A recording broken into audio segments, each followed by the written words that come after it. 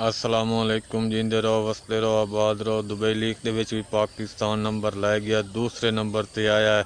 पहले नंबर ते भारत ते दूसरे नंबर ते पाकिस्तान। 11 मिलियन डॉलर दी प्रॉपर्टी पाकिस्तानी दी उत्थे दुबई दे विच निकल आई है, जिस दे विच जरदारी खानदान यानी आसिफ जरदारी उसदियां तिन्ने बेटियां सॉरी 2 बेटियां ते एक बेटा उसकी जायदाद निकली है।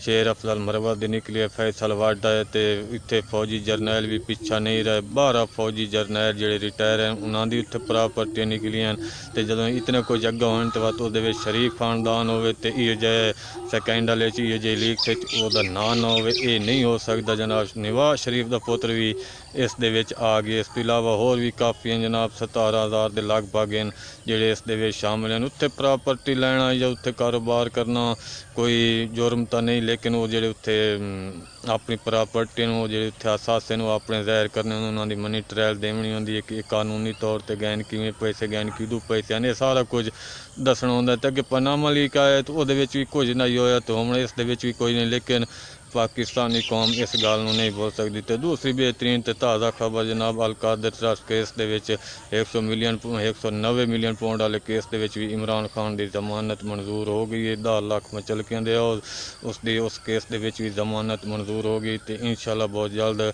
इमरान खान इस केस दे विच मुकम्मल तौर पर बरी हो वैसे। तो 2 होर केस हैं 5 मई का आई, उस दे विच भी इमरान खान नूं बाइज्जत बरी कर दिता गया है। तो अलकादर ट्रस्ट केस दे विच भी उन्हें सिर्फ ये गल की कि इस दे विच इमरान खान ने कोई ज़ाती फ़ायदा हासिल नहीं किया, इस वास्ते उसकी जमानत मंजूर हो गई। तो अल्लाह खैर रखे, इंशाल्लाह कल हो सकता है वेखो वीडियो लिंक के जरिए इमरान खान की कोई गलबात सुन सकी वे, कोई उसकी शक्ल वेख सकी वे। पाबंदी तो बड़ी लग गई है, मुलाकात भी नहीं होंदियां पईयां ते हालात तो बहुत खराब हैं।